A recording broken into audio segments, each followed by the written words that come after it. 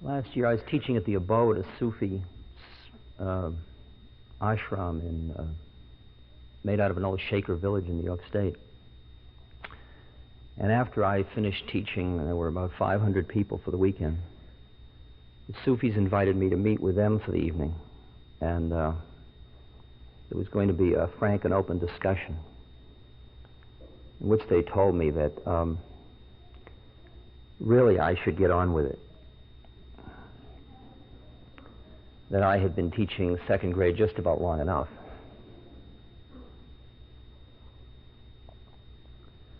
But we must accept our Dharma joyfully. And if I am to be an eternal second grade teacher, so be it. Just to even know of the concept of Dharma is such incredible grace, it blows me away. And I don't really care what part I play, to tell you the truth.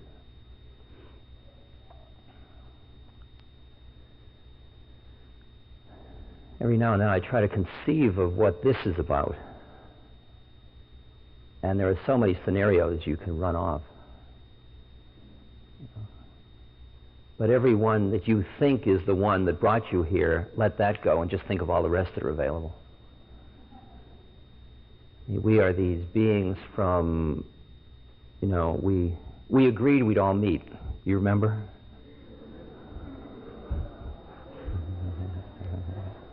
Oh, you may not. Jesus, I keep remembering I'm supposed to start slow. There is a Chinese curse that says, may you be born in an interesting time. And I think you can almost get the gist of it immediately. Because we are in fascinating times, as Walter Cronkite points out every night in his rather dour way. The bringing together of the spirit and daily life, or figuring out how to deal with interesting times, it's much of my business each day, and I assume it's much of your business as well. Because in my sequence, and I will say at the outset the one term, I may have mentioned this last time, and then I won't say it again, okay? Because between each month I've given maybe 15 lectures, or 8 lectures, and they all turn into a wash of images. And I come here, and I really don't have any sequence in a fine sense of knowing I didn't tell you this last time. But realize how many times I have to hear all these things. And you'll find out that the oldies are the goodies, and it's okay, okay? So just relax and don't say, I heard that before, you should organize this. There may be a subtle difference that you'll just be too gross to notice, so.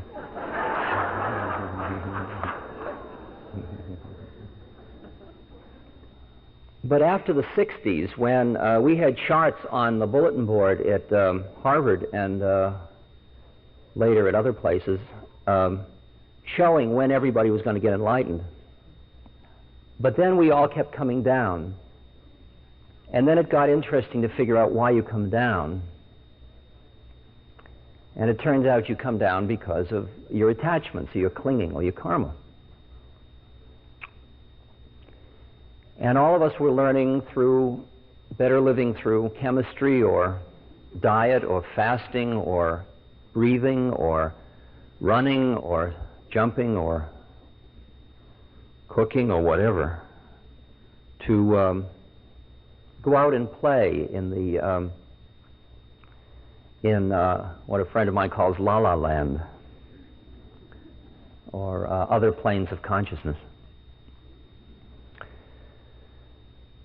The reason it's called La La Land is because most people lose their ground. They just get so hooked on the higher energy and these other planes. And for me, I really felt if I gave up money and stopped driving and stopped wearing glasses and ate just fruit and vegetables and didn't see many people and kept quiet most of the time, I would probably stay in a state that would just flicker on Earth. I just touch down to go to the toilet, or, just check in now and then for some very, But generally, and I could be a luminous light. So for some years, I kept trying to do that. I'd live in a cabin in the woods. I'd really struggle, and I'd hate people when they came to see me.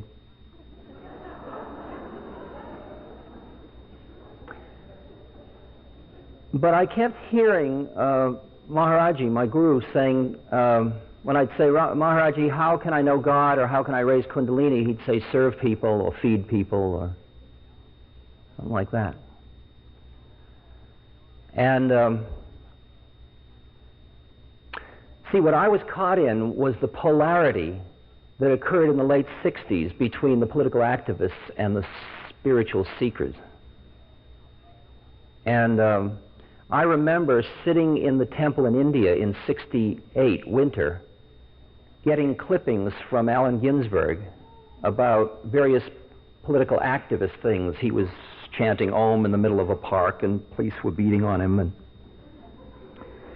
And I was sitting by a stream, wrapped in my blanket, in a quiet Himalayan temple, eating one meal a day, and taking baths in the river, and being on silence, working with a chalkboard, doing hatha yoga and a lot of pranayama, and reading the Bhagavad Gita and the Bible that winter. And I remember here I was reading the Gita, which was about a battle, and I thought, gee, there's Allen Ginsberg out on the front lines, and what am I doing? I'm copping out. I mean, I should be there where the action is. I should be doing it. What am I doing sitting in this temple? Sitting with my mind, with my neurosis, with my, wild thoughts and fantasies. And then in the course of the morning, it flicked around, and I entertained the possibility, because of the way the Gita is written and the chapter I was reading that day, I entertained the possibility that maybe I was on the front line, and that Allen Ginsberg was in the rest camp. And in a way, that polarization really caught me, as numerous other polarizations have caught me, and still do. And in the late 60s, it was very clearly the activists who were saying, get off your asses and get to work, and the spiritual people who were saying, you are also angry in the way you're doing your activism, you're just creating more of the stuff you're trying to get rid of, and why don't you work on yourselves? Around early, middle 70s, I began to realize there was something wrong, really wrong. There were a lot of forces saying to me, you're missing something about the game. Alan Watts had really said it to me quite distinctly some years earlier, in the 60s. One night when we were sitting drunkenly in a Benedictine monastery, around 2 in the morning in his room, he said, Dick, your problem is that you're too attached to emptiness. And those of you that have read the Third Chinese Patriarch know it says, do not be attached to enlightenment, and there's constantly that reminder not to be stuck that way. He says, don't you see that when you look at the physical plane, if you turn a microscope and tune in, you will see that when it's out of focus, it's all a homogeneous field, but when it comes into focus, you see man, woman, stage, picture. You're seeing God made manifest. Why aren't you enjoying it? Well, being a kind of Protestant ethnic Jew, I couldn't conceive of enjoying it, but at least I might acknowledge it. I mean, that's about as far as I could consider going. Then I had this conversation with Emmanuel. Did I tell you about Emmanuel last time? Yes. And Emmanuel, who is this disembodied being, who I hang out with a little, through a woman who speaks, through whom he speaks. And he said to me, Ram Dass, you ought to get on with the classroom you're in, which you took a human incarnation, try being human. And it started to dawn on me that perhaps the reason that I was seeming to be plateauing and not experiencing the transformation as I had been experiencing in previous years was that I was pushing away the very stuff of which my incarnation was made, which was part of the totality. And since God is all, if I pushed away that chunk of it, I was always going to have that attachment of rejecting my humanness. See, Maharaji didn't help me any. He kept screwing me up. I mean, that was his way of teaching. He said Ram Dass should be alone. He shouldn't see people. He should eat alone. You know, and he'd build me up like that, and I think, gee, I must really be somebody, you know. I mean, I got to be this special. He should have his own dishes and implements. Wow, man, this is heavy stuff. Yeah. So I went back to the hotel we were all staying at, and I put a sign up on the door, "Do not disturb," you know, like a sort of yogi at higher work type thing.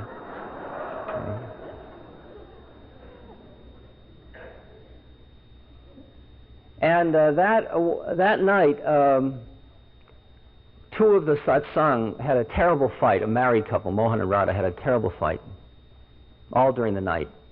The next day, we all were with Maharaji at the temple, and he called them up and he said, "What happened last night?" And they said, "We had a terrible fight." "Well, what did you do?" "Well, we didn't do anything. We just fought." "Well, did you go and see Ram Dass?" "No, he had a sign saying, 'Do not disturb.'" Oh. Okay. And he looked at me with disgust. Okay. Okay. So it sort of wasn't clear which way to play it. Right. So realizing that what I started to figure out, what does it mean to honor your incarnation properly? I mean, I had already been working with my father and my family,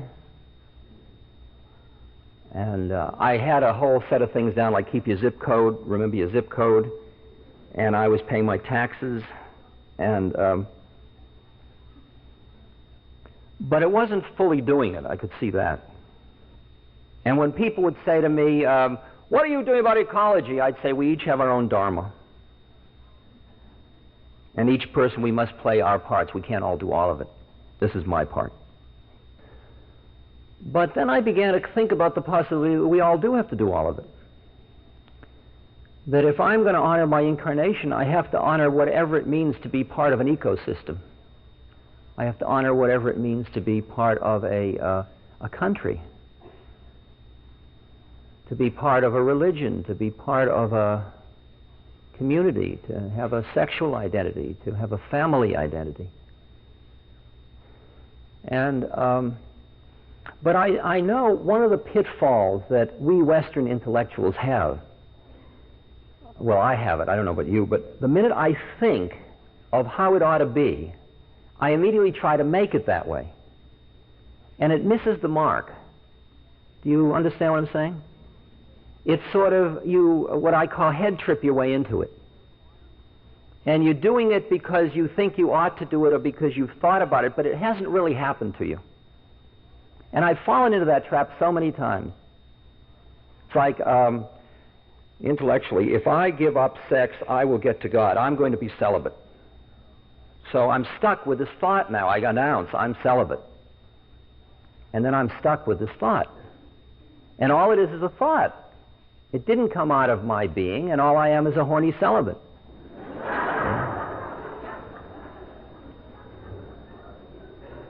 Now that's process two, you understand. I mean, I really want to point out to you that once you have a spiritual perspective, everything in your life is the process of the spiritual unfolding. Every time you go down or up or plateau or anything. And the experience of, oh my God, I've fallen off the path, is just more of it. Just another one. That's an interesting place in the journey. really feel it. I've fallen off the planet. God, I've fallen off the planet. Jesus, there's no hope. I had it. I used to have it. I used to get these visions. They're saying, but I've fallen off the planet. Just more process, you know. Okay, great, you've fallen off the path, and here we are. You here? I'm here. Well, now what are we going to do? We've fallen off the path. Now what? I mean, the game is just much more interesting than just staying high. As Trungpa Rinpoche says, it isn't all just spiritual materialism. So because I was smarter than to just jump in with my intellect, I thought I'd just wait for things to happen that would pull me in. I'd just be tuned to them. I just started open to the possibility that I had to honor incarnation instead of calling up, you know, Jane Fonda and saying, where do I sign up, or something like that. So it just turned out that I was touring and with Jai and with a group of people, and we ended up in Boulder, Colorado, the day of the Rocky Flats demonstration, the first Rocky Flats. And people said, Ram Dass, you're coming to town, would you come to the Rocky Flats demonstration? I thought, well, there's the first one. There's one right there, the real live one. You know, I mean, I'm not in favor of nuclear energy, but I'm really embarrassed about it, you see, because I was an activist back in the 50s, late 40s, you know, at college and stuff. And during those days, the excitement of peaceful use of nuclear energy was going to free us from ever having any energy needs ever again in the universe. And I was really pushing to get it in sooner.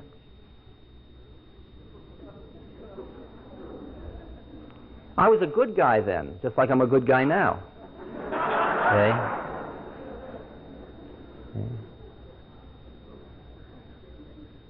And there's a lesson in that, of course. I mean, that you can make mistakes. And as Gandhi said, my commitment is to truth, not to consistency. So when it doesn't feel right, you just say, hey, I blew it. Which I do all the time. People say, oh, God, Ram Dass blew it. Jesus, how can you trust anybody that blows it? See?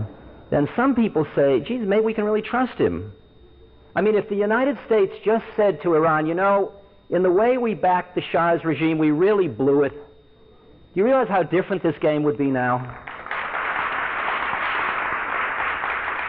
But you know, there's no wisdom in our diplomacy.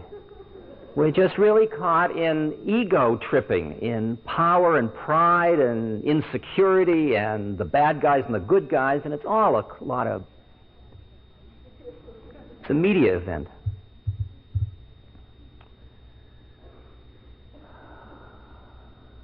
See, the Iranian students really spiritually up-leveled us. I mean, I shouldn't use this as a political platform, but why not? Because it's all part of the same dance. Because if you can hear that I can play with it and yet not get lost, it might help. I mean, I realize that for us to treat the Iranians and the Russians the same was silly. I mean, the Iranians were saying, look, we're doing this because of the Quran. We've always had the corner on spiritual righteousness. What right do they have? They must be them. They're just bad people.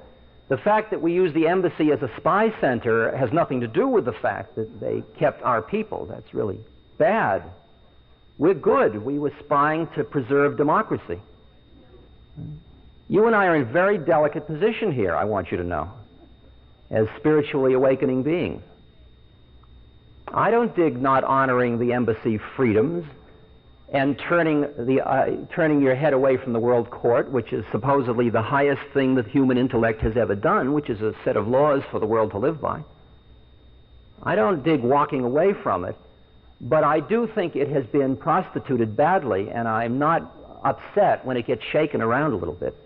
When somebody has the chutzpah, because they're so old they're going to die anyway, to say, screw the world court. We're going to throw all the liquor from the Hilton into the alley.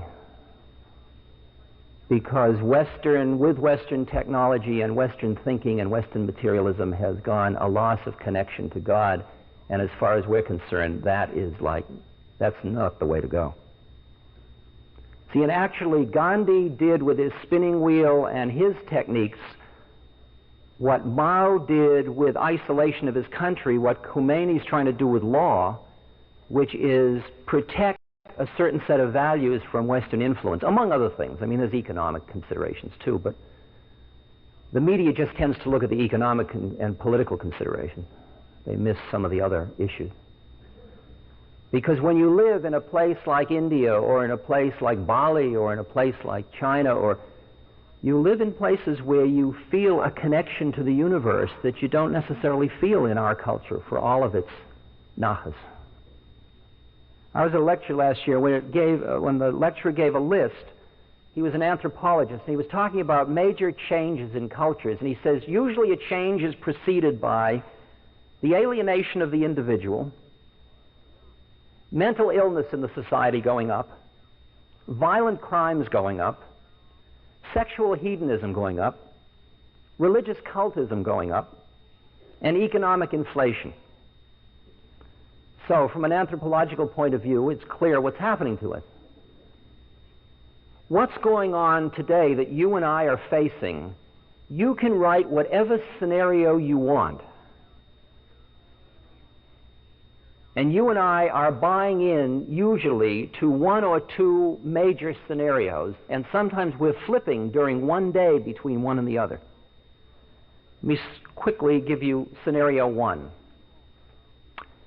Scenario one, the Aquarian age is upon us.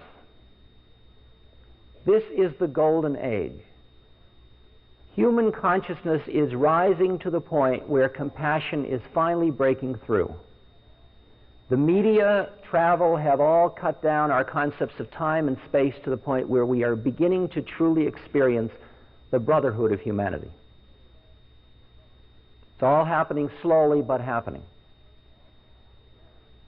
The polls have shown that Americans are beginning to desire simpler lifestyles, which also goes with higher consciousness.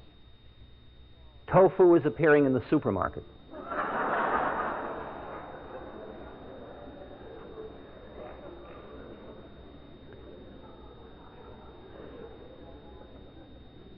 There are major breakthroughs in DNA research that may change the whole feeding picture in the world. Do you know that every 2 seconds somebody dies of malnutrition? Do you know that? I mean, somebody like one of us. You ready to die? You pick your second.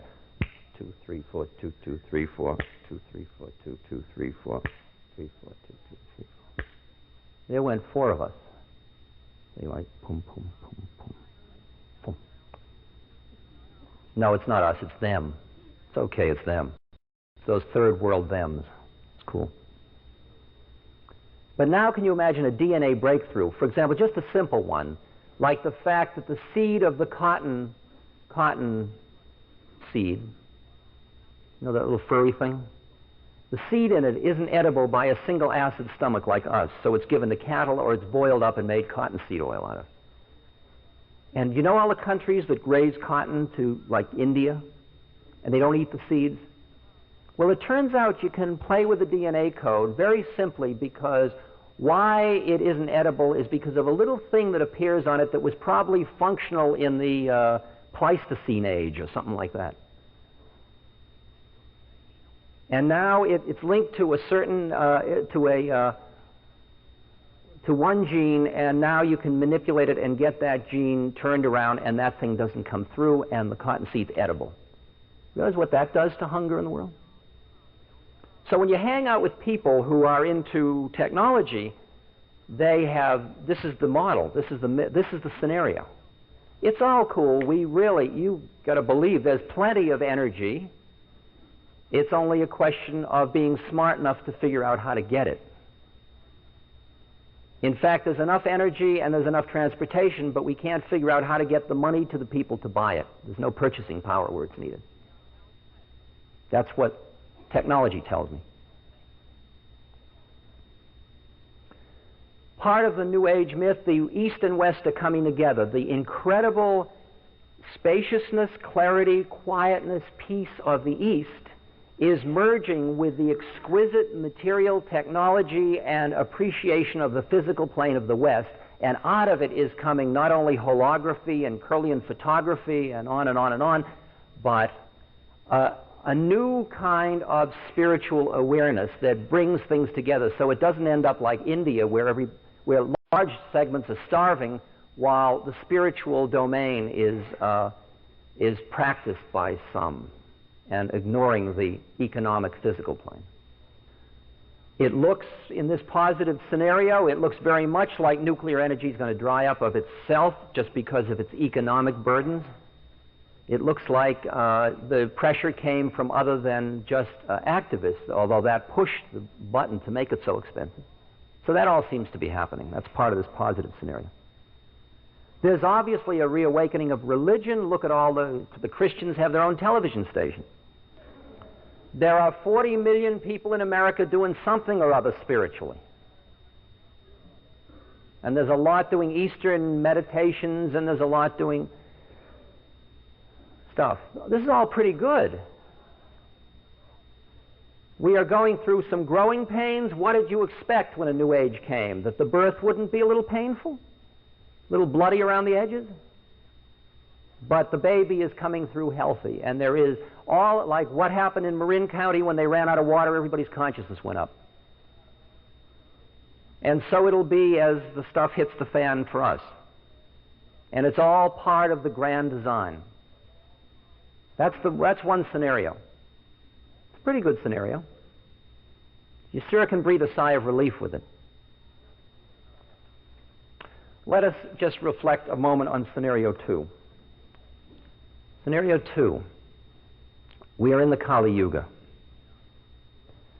This is the age when truth is lost, when deception reigns, a la things like Watergate. The bull has no feet on the ground in the Hindu mythology. The feet of truth. It's the age when all connection to the spirit is lost. Morality goes by the wayside. The family unit dissolving. We in California now, statistically, are a serially monogamous society. Over 50% of the marriages end in divorce, and over 80% of the divorcees remarry. So there it is. That's who we are now. It's a hard one to keep the family unit together. Violence and rape and lack of respect for property is way up. The hedonism and the use of cocaine and other related kinds of experiential drugs is at the point where one feels very much like the Roman Empire revisited. We laugh hysterically at the joy we're having as the world burns. We have been called the narcissistic people. We are so busy preening before a mirror and working on ourselves and worshiping ourselves. We've lost it. We have no compassion left. We have a very deep fear, a feeling of impending doom. And the fear is so deep that we tend to buy any belief system with incredible fanaticism and try to press it on other people. So there is incredible proselytizing and lack of respect for one another. The rate of entropy is staggering at this moment, the way in which we are using up non-renewable resources and moving disequilibrium into balance or into no energy potential. Entropy is upon us, and it's just becoming all too obvious very quickly. Not only in the usual energy things, but in a lot of the metals we work with and so on. We are just, and let alone our air and our water and our forests. We are absolutely unconscious and just destroying the very chance of survival. Allen Ginsberg came to me from a meeting in New Jersey, and he said, well, I've just been at a meeting about toxic waste, and I want you to know, Ramdas, it already happened. Gee, and I had a moment thinking, gee, isn't this interesting now? It's a new one now. It's already happened. We don't have to worry about will it happen. It has already happened. We can now all get ready to die, which is great for my dying project.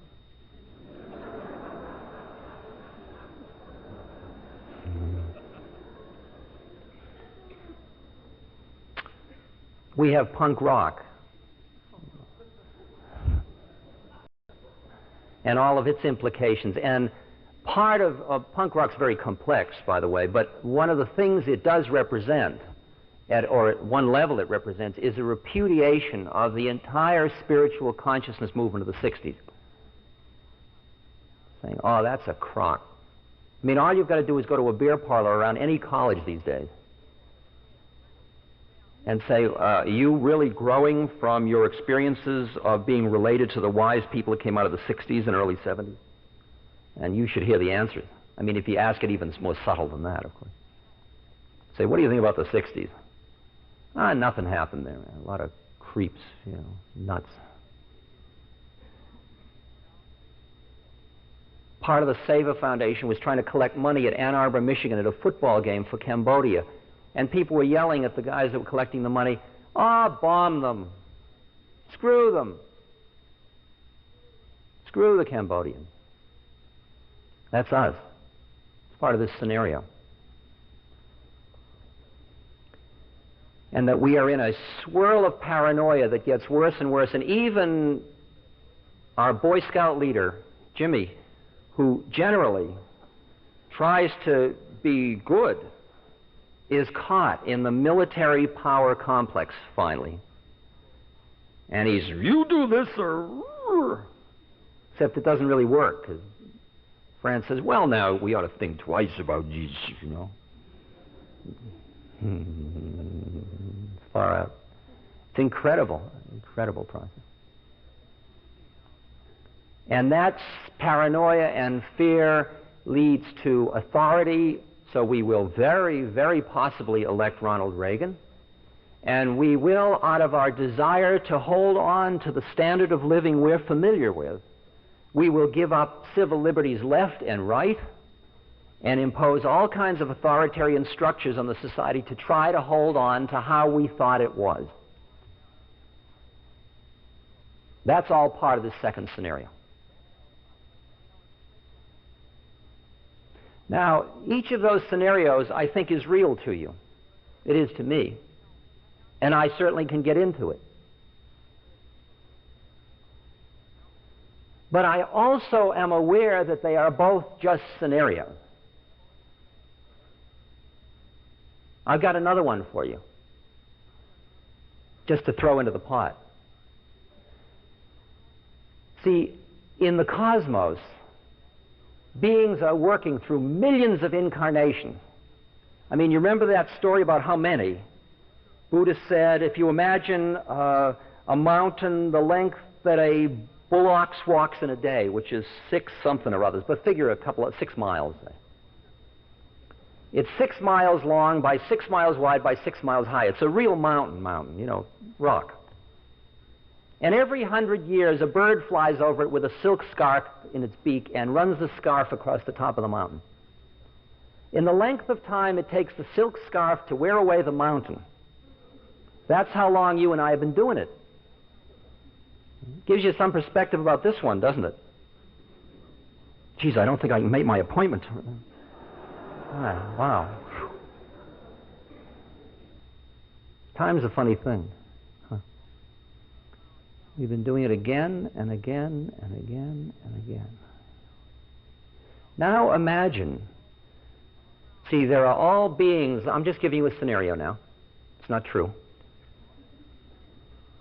All these beings are at different levels of the game. Some of them just got out. They just got into human form for the first time. Others have been through about 40,000 times. And you learn something each time. Or you work out karma, whatever you want to call it.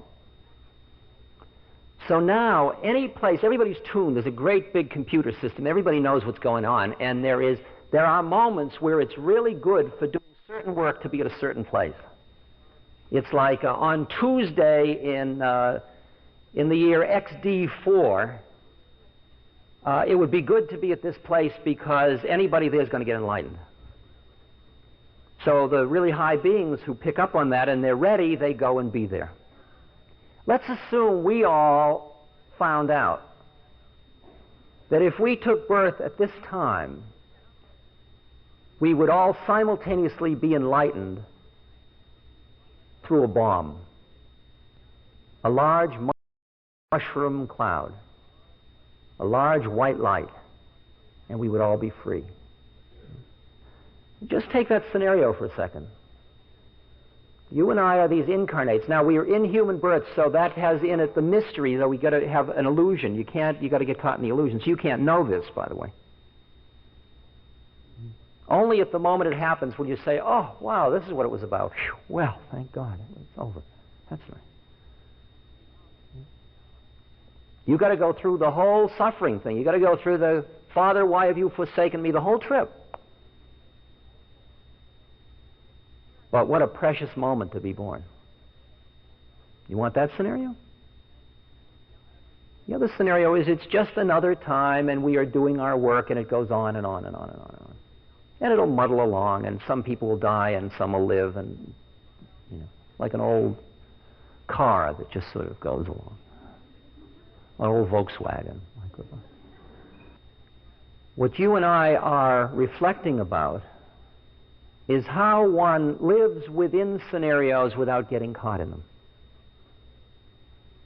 If any of you are feeling fear about the future, how silly. How absolutely silly. That's not going to help the future. It's not helping the present. It's not a functional thing at all. If you're feeling hope for the future, how absolutely silly. It's not going to help. Just going to take you from this moment. Paul Brunton said to Ramana Maharshi in India, Ramana Maharshi, he had expressed an opinion about the future of the world as we are living in critical time. We're always living in critical times. These were the critical times, probably in the 50s. Pretty critical. Not as critical as these times. And Ramana Maharshi said, why trouble yourself about the future? You don't even know about the present. Take care of the present, the future will take care of itself. As you are, so is the world. Without understanding yourself, what is the use of trying to understand the world?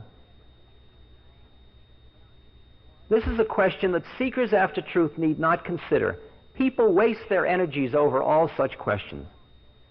First, find out the truth behind yourself, then you will be in a better position to understand the truth behind the world of which you are a part. It's so clear that the obvious optimum strategy, if the world is going to end in a minute or if it's going to end in 10 billion years, is to be clear, conscious, present, and here. I mean, all of the training you and I will be talking about when we talk about dying has to do with coming to the moment of death and being so here that you are not pulled or pushed or frightened or grabbing or holding. You're just right here. And then here. And then here. And then here.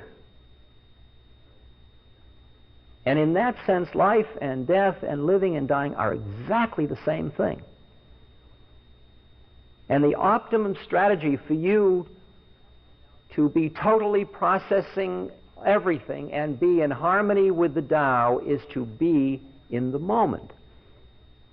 To be with the moment fully, which includes the past and the future. It doesn't negate it. It's all in here. I know that in 2 days or 3 days or 2 days I'll be in Iowa City speaking at this time. And the next night in Omaha, Nebraska. I know that. That's part of the future. But at this moment I'm right here. That's also here too. But I'm not busy not being here because of that. The present, you and I are living in a time where change is obviously happening. The style of our lives in our lifetimes is going to change. Our political role in the world is going to change. Our chances of survival are changing. Who our friends and enemies are is changing. Whether you can get in a car and take a Sunday drive is changing. Whether you can have on your table the foods that fascinate you when you go to the supermarket is changing. When I walk down an alley of a supermarket, my appetite used to get greater and greater, and I want this and I want this. Now I lose all my appetite. Because the prices of whims are beyond my tolerance. And I notice my diet getting simpler. And I'm not suffering. It's great. And there's the key right in there. Not to assume that every time it changes, it's worse. Isn't that far out? I mean, that's part of my tradition, my family tradition. If it changes, it's going to be worse. You know? We've always done it this way. We've always had pot roast on Sunday. All I can tell you is, working with people that have terminal illness, that as each of their techniques for controlling the universe falls away, they awaken a little bit more. Potentially. They can use it, they can get caught in, oh my God, I can't any longer walk to the bathroom, and they can be busy being somebody who's not walking to the bathroom. Can you imagine that? Who are you? Well, yesterday I could walk to the bathroom, but today I can't. Heavy, isn't it? See, you don't want to laugh, but it's funny. It's one of those things. But the fact is, I was with this fellow, again, I don't know whether I told this, that was dying of, he had Hodgkin's disease, and he was in the final stages of it, and he had had chemotherapy, and he had a wig, and he was a pusher in San Francisco. And he decided he was going to die by ODing on heroin and taking LSD. And he came to me to discuss it, consult, and that seemed reasonable to me. And so we went for a ride, up on Route 1 over in Marin. And I had a rental car, and he said, could I drive? It'll probably be my last time. And he was about 22. You know what it is like for a 22-year-old to drive. And I know it was like when I was 22 to drive, so I said, of course. So he started to drive, but the problem was he didn't have the strength to turn the wheel. And on one, you know, it really does require that particular skill. And I would find us headed for the ocean, and I'd reach over and turn the wheel, and finally I said, look, just because you're going to die doesn't mean I have to die. You know? We've got to recognize that who you were a few days ago, you aren't now. Now you're somebody that rides, you don't drive. So let it go lightly. That's the way it is. I'll drive. So I drove and he rode. And at first he felt sad, and then we worked with the sadness till he let it go, and we were just with the beauty of Route 1, and we were just being together in the love of and our shared presence. And it was enough. The minute he let go of the model was what was creating the suffering, not the existential situation. And as the change hits in economics, in politics, in social relations, in all of it, you and I may find ourselves eating out of a tin can, meeting next time, maybe next time, within the next month. Maybe you and I may find ourselves under a girder of a bridge, sharing a can of something cooked over a little fire of trash we found. And I'll look at you and I'll say, are you here? I'm here. Far out, here we are. Well, this is sure a change. Yeah. You'll probably say, isn't that terrible? Isn't it terrible? God, I've lost so much. Well, you can hang on to that as long as you want. But we have a new existential moment. How you deal with change, which is absolutely inherent in all forms, is what is the issue of suffering. It all changes. The minute you have a model of how it is, you stop the change. You fix it.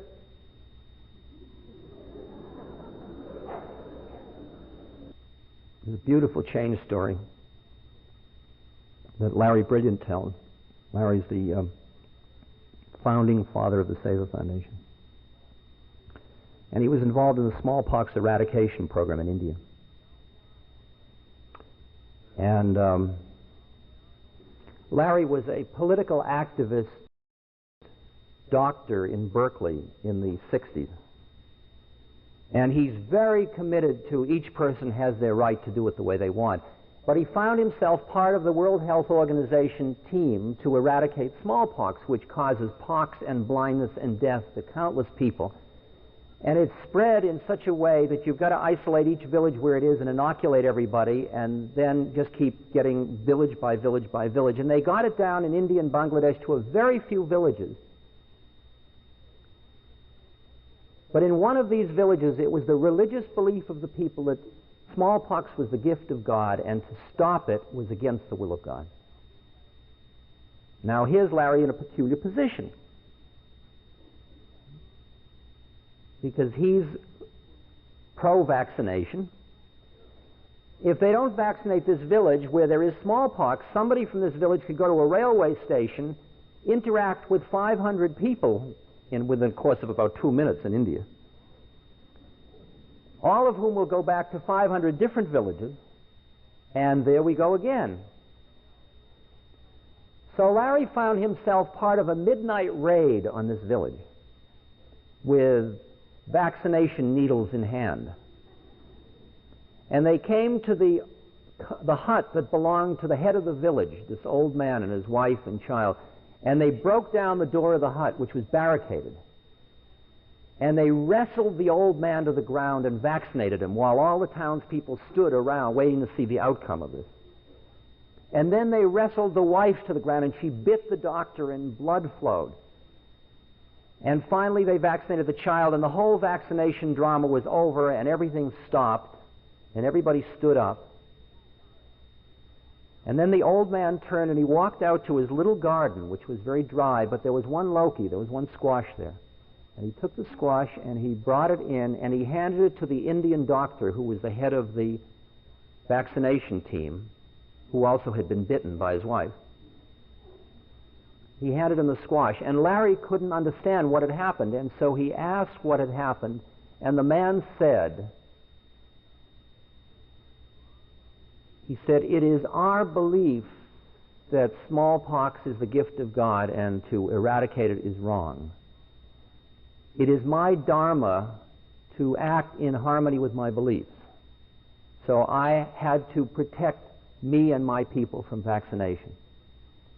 You come from a different place. It is your understanding that it is God's wish that smallpox be eradicated. You were doing your dharma. There are many of you, there are few of us. For us to be defeated is no shame. Now you are a guest in my home. I'm sorry I don't have more to offer you."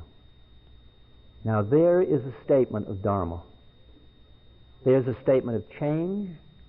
There's a statement of conscious living with change.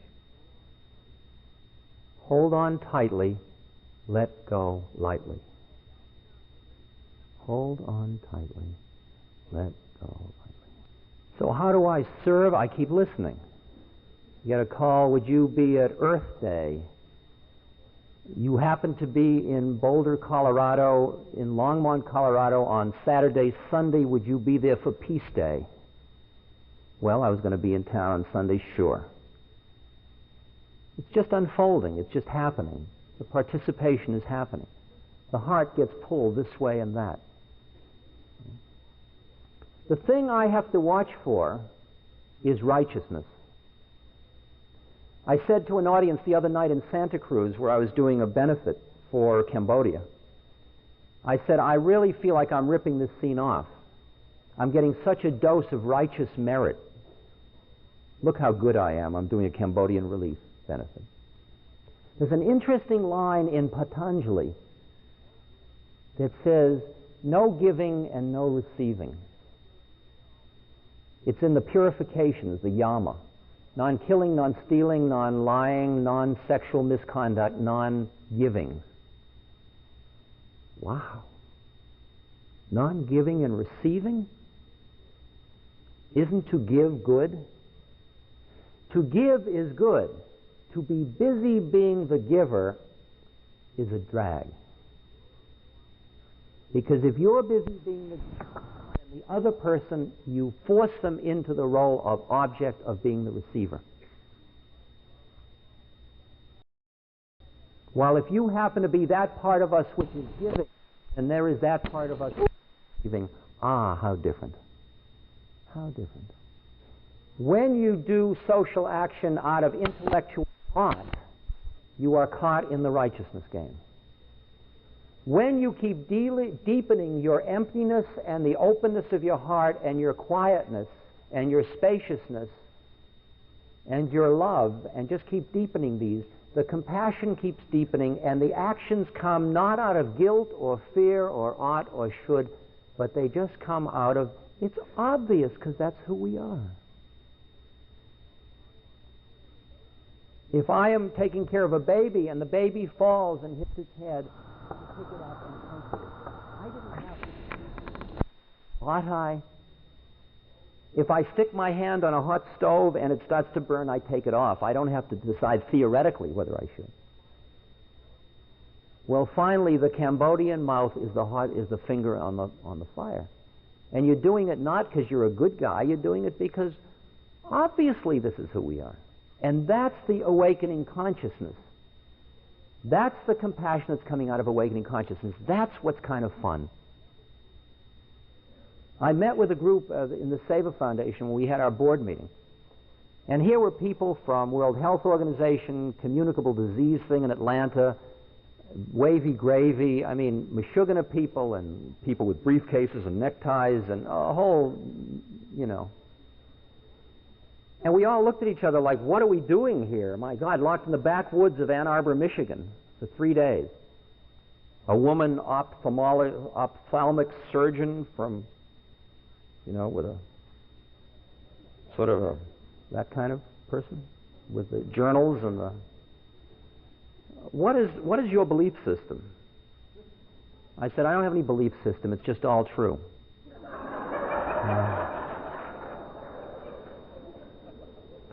So there was a few days of delicacy. But then came the recognition, which was an incredible mind blower for me, that across all these differences, there was a reason we were all together, and that was because we were all tuned to the fulfillment it gave to our beings as just beings to be involved in this serving, sharing process with other human beings. And nobody in the group was busy being a good guy. We were all almost guilty. We were having so much fun in service. There was a very beautiful saint in India named Sambari Maharaj in the Comoan Hills. And he had a devotee who was dying. And they brought the devotee to see Sambari Maharaj. And in those days, they brought him in a little basket with 4 guys carrying it, miles. And they brought it in, and Maharaj Guru, Sambari Maharaj, said, take him to the river and bathe him. And the man had drunk 1 drop of milk a day now for 6 weeks, and they couldn't bathe him because his skin was so delicate. And they said, Maharaj, the river's cold and he'll die. Bathe him, bathe him. And he went in and he cooked a big, greasy thing of potatoes. And then they washed him, and they brought him up, and he forced the potatoes into the guy's mouth. And the guy lived to have 4 more children, and, you know, it's one of those stories. Okay, I'm just telling you who Sambari Maharaj is. So, one day, Sambari Maharaj is with a devotee, and he says to him, he had a very fierce disposition, Sambari Maharaj. Said to this devotee, here are 2 potatoes. Take these down to the river and eat them both. Those are the instructions from the Guru. So the devotee's been a devotee for years, so he rushes down to the river, and he starts to eat the potatoes, and he's eating the first potato, and this beggar comes along. Sadhu, maybe, very poor, hungry-looking fellow. And he says, Mahatmaji, he says, you have 2 potatoes, I have none. I'm so hungry, would you give me one of your potatoes? So what could the guy do? He gave him the potato. And then he came back up the hill, and as he was climbing the hill and came towards the cave where Sambhari Maharaj was, which was out of sight of the river, Sambhari Maharaj came out screaming, "You fool, you idiot! I told you to eat both potatoes." Well, I guess it just wasn't in your destiny. The resolution is that that man became a leading judge. His children all married well, had health, had wonderful children, and did well in business. That was all the first potato. Now, those kind of stories are real stinkers, aren't they? Because you and I all want to be the person that gives away the second potato. See, I feel every time I get a letter, "Would you appear here? Would you do this?" Somebody calls, "My child is dying. Would you talk to me? Could you, please, How do you say no? That's the second potato. Of course.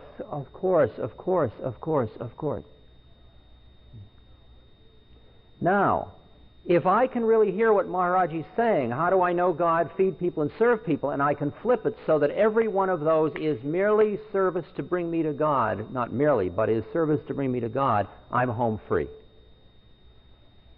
But if I can't convert it all, and it starts to weigh on me, and I think, "Oh my God, I can't answer another phone call," then maybe what I've got to do is stop giving away the potatoes for a while. And only I know.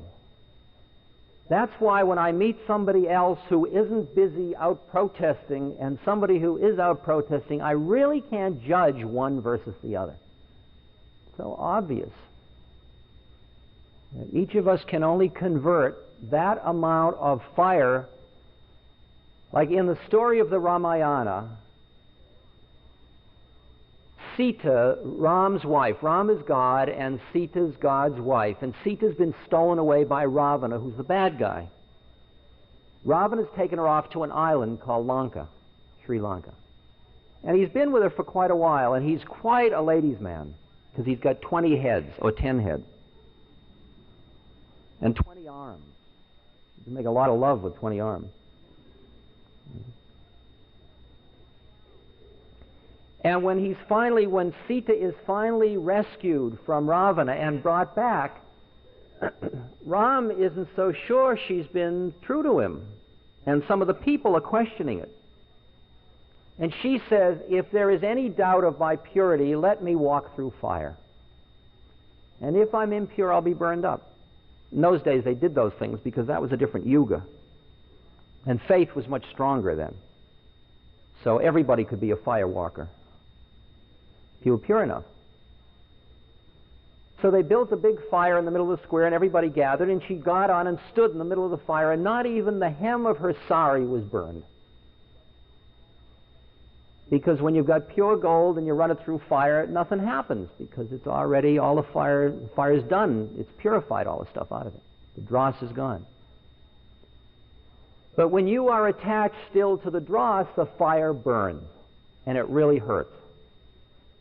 If I am busy being somebody who's doing something, that means I'm still attached to my ego doing something. That next telephone call can hurt, because it can be the straw that breaks the camel's back. On the other hand, if I merely am, and there is answering the phone and serving and helping and being and quiet, and I am quiet in the midst of it, it is all just more and more stuff, and I am sitting quietly and getting deeper and quieter and more present as death, life, fear, hope, sexual desire, all of these just keep coming, as they do for you as well as for me.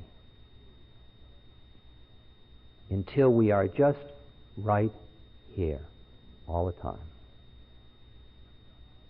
Heart open, mind quiet, not sitting like a zombie, not imitating Buddha or Christ or anybody, but being fully in our incarnation. So while this being is sitting here, you are mowing the lawn, protesting, collecting the bottles, eating the curry, playing with the kids, making love, being tired, being angry, being hurt, desiring, loneliness, jealousy, fear, guilt, greed, pain, joy, innocence, corruption, cynicism, and here we are. And with your many arms, you're doing all of this while the heart is right here and the mind is right here, and it's all happening within the spaciousness that is the quiet mind.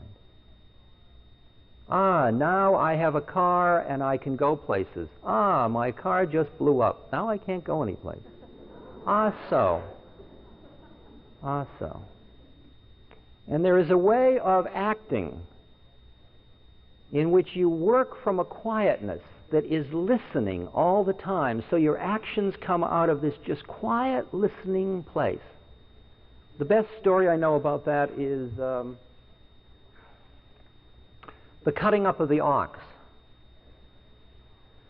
Prince Wen Hui's cook was cutting up an ox. Out went a hand, down went a shoulder, he planted a foot, he pressed with a knee, the ox fell apart. With a whisper, the bright cleaver murmured like a gentle wind, rhythm, timing, like a sacred dance, like the mulberry grove, like ancient harmonies. "Good work," the prince exclaimed. "Your method is faultless." "Method?" said the cook, laying aside his cleaver. "What I follow is the Tao beyond all methods." When I first began to cut up oxen, I would see before me the whole ox, all in one mass. After 3 years, I no longer saw this mass, I saw the distinctions. Now I see nothing with the eye, my whole being apprehends. My senses are idle. The spirit free to work without plan follows its own instinct, guided by natural line, by the secret opening, the hidden space. The cleaver finds its own way. I cut through no joint, chop no bone. A good cook needs a new chopper once a year. He cuts. A poor cook needs one every month. He hacks. I have used the same cleaver 19 years. It has cut up 1,000 oxen. Its edge is clean as if newly sharpened. There are spaces in the joints. The blade is thin and keen. When this thinness finds that space, there is all the room you need. It goes like a breeze. Hence I have this cleaver 19 years as if newly sharpened. True, there are sometimes tough joints. I feel them coming. I slow down.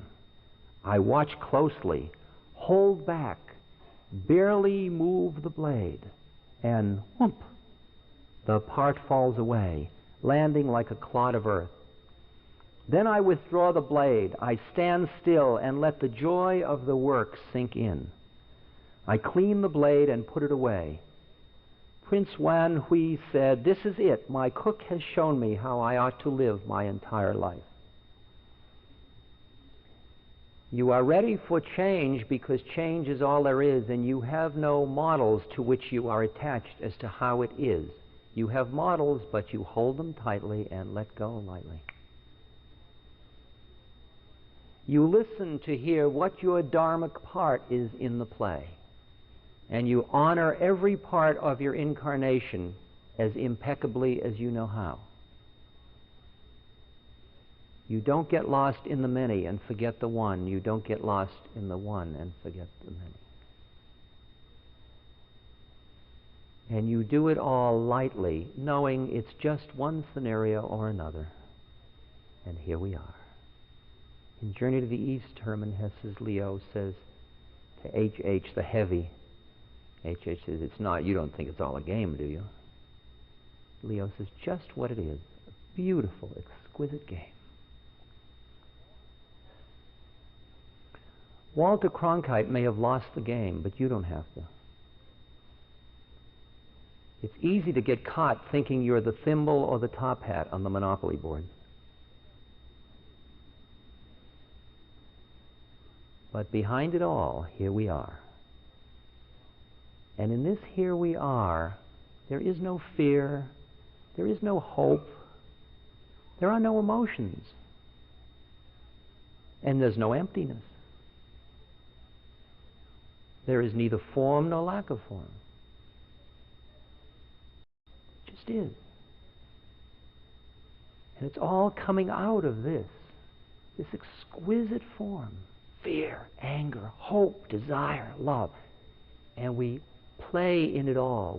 It's all the delight to be in it. Deny nothing. Get caught in nothing. So simple. This will be briefly tonight, just for about 15 minutes now, the game called The Answer Man, in which you make believe you have questions and I make believe I have answers. And we recognize at the outset this is a total hype that you know and I know, and so, but it's just a game we play. Okay? But you've got to say them genuinely, like you really feel them. Okay? Because I'll do my part if you do your part. So don't louse up the game. And so ask questions that really mean something to who you think you are. I shouldn't ruin the game before it begins, that's the problem. Joe Miller says you kept talking about be here now, but there's no now either. But I said, I guess we shouldn't tell him that. I love that. So I'm not telling you. Questions? Don't be ashamed to be somebody. We all are somebody. Yeah. How does discipline fit into the spiritual path?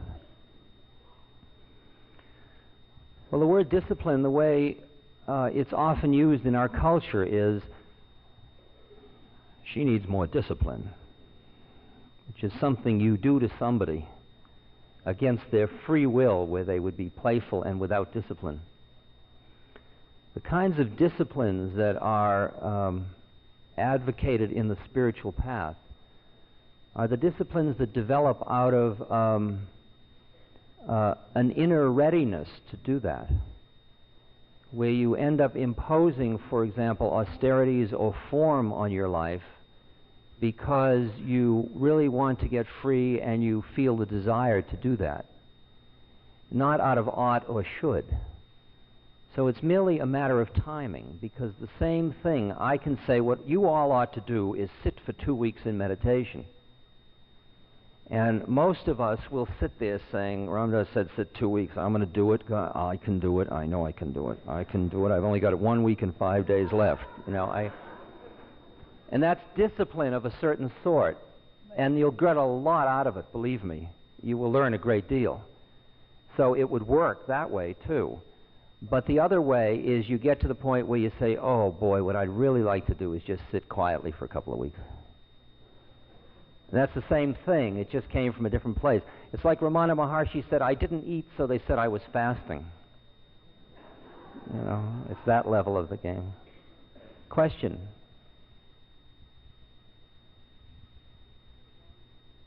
Yes. How do I increase my energy when I don't get enough sleep? I sleep. I really don't have any powers at all. I mean, I can't do anything you can't do. So when I don't have any sleep, I get cranky. I mean, that's what happens.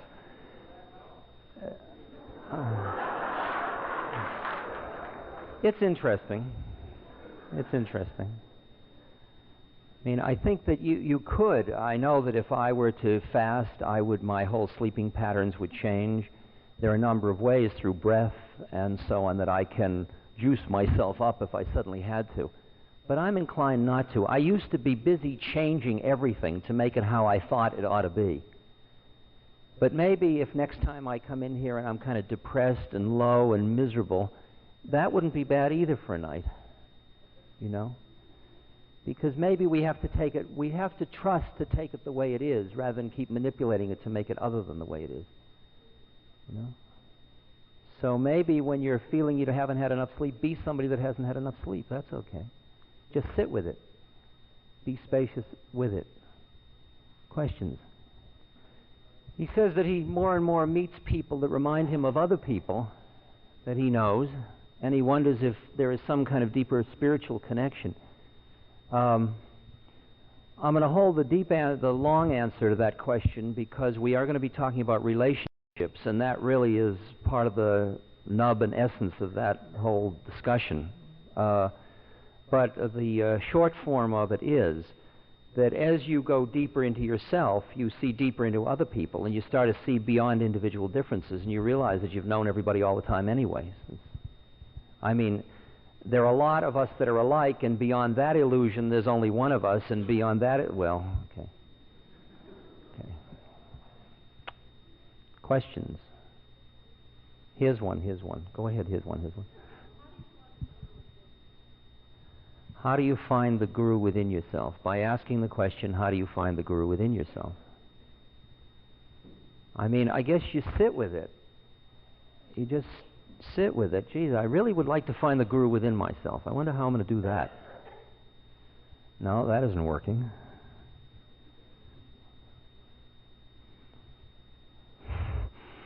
No, that's not working. See, it may turn out that nothing works. And only when you give up trying to find the guru, there's the guru. This game is incredibly frustrating because you can't do it the way you want to do it. The design is to do you in.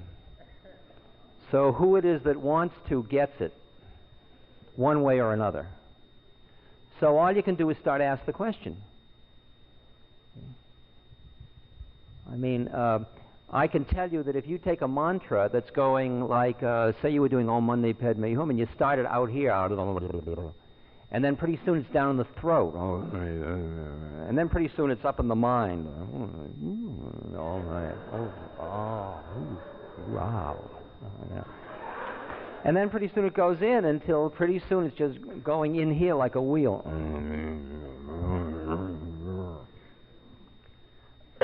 And as you rest more and more deeply in that, it starts to get warm, and all kinds of stuff starts to happen. And then you can find anything you want in there. You can find last week's socks, and you can find the guru. You can find anything you want. It's all. One more question, then we'll. Yeah. Yes. There's two there, obviously, so we'll take two questions. Yeah, go ahead. Yeah, the question concerns, it's a real easy one. The question concerns transcending one's ego, but isn't ego part of the incarnation, and how can you get rid of it if it's part of your incarnation? The answer is, you don't get rid of the ego, you just get rid of your attachment to it, or attachment to its reality. It's a functional unit, obviously. If I didn't have an ego, there wouldn't be. It's just a structure for the universe, but it's just another structure. And if you just enjoy it as that, it's like I'm a Ram Dass. I'm really not busy being Ram Dass. I'm Ram Dass. How do you do? I'm Ram Dass. Thank you. You're welcome. It's like that. It's like, it's a funny one. If I really took that seriously, it would be creepy, I'll tell you. But it isn't. It's just sort of, it's like a rent-a-thing, I turn it on and I put it off. If you come up to me and say, oh, Ram Dass, I become, yes, see? And if you say, hi Ram Dass, I say, hi, we're right here. It doesn't matter to me. It's an ego structure. It's functional, and I put it on and wear it, but it's the I that puts it on is just sitting back here. You can't label it. It just is. Just is. And all of these forms are coming out. The ego is a beautifully functional thing. But you take Erik Erikson's going through the adolescent Sturm und Drang to find out who we really are and get our ego crises and our ego identity as if it's all real. See, and what I say about therapy is great to clean up ego problems, but if you can, try to get a therapist who doesn't think the ego's real. I mean their own.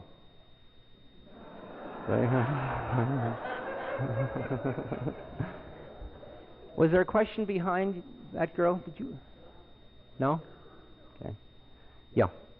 Last one. Better be good. We'd hate to end on a down note, so be careful.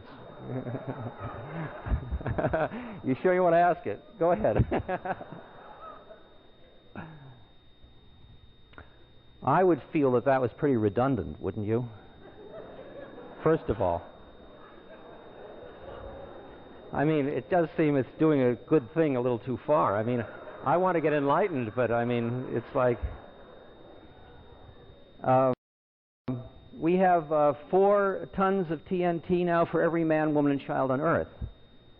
And we have one bomb that has more power in it than all the bombs that were dropped by either side in World War II. In one bomb now. Well, what do you do when you find out about that? Probably at first you freak. And then you get despairing because there's really nothing much you can do.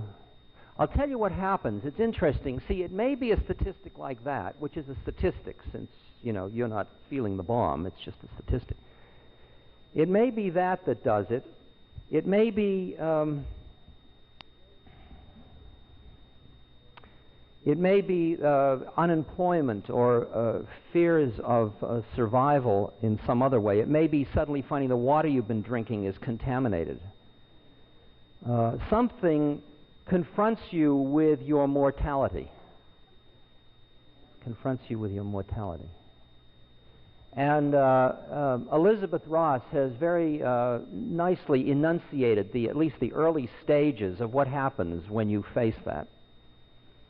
Because the first thing that usually happens is denial, saying, this couldn't be true, this couldn't be happening. Then comes anger. Why me? Why us? Why did we screw up? Who did it? They're the bad guys. Then comes bargaining. If I protest and work, will you destroy the bombs? Then comes despair. Then comes resignation. That's those 5 stages. Then you go on from there, and it gets kind of interesting. Until finally, you are sitting quietly within your being, and then you are doing everything you can, just like raising this question today. And just like I said, the $17 billion a year for housing and feeding people is what it costs for arms in 2 weeks in the world. Just bringing that into our consciousness, and out of that comes the actions each of us can do to rectify the situation. The first action, obviously, is to be a being of peace. Because when you are a being of peace, all that TNT just becomes kind of uninteresting. And I can't imagine a warring attitude on you that's going to bring peace to the world. So the first thing is you work on yourself. And then you look around in the world you live in, and you find ways in which you can make a statement to help other people become conscious of the predicament. Until our consciousness leads to a wisdom, governments can change their attitudes in the flick of a hat, flick of a thought, flick of a poll, a Harris poll. Now, the whole game is completely under our aegis. We're just seeing ourself written large. So all it behooves us to do is get on with it. Do what you do in protest, in statement, but realize it is all work on yourself. Because when you are finally a Christ or a Buddha or a being where you are so clearly a statement of Dharma, then, as Christ said, had ye but faith, you could move mountains. And all that TNT would just be a memory of a thought formed somewhere in somebody's consciousness. So what else but work on oneself? Is that dealing with your question at all? Okay, everyone. This completes our second session. There are extra seats in the balcony, so if your friends want to come in next time for half price.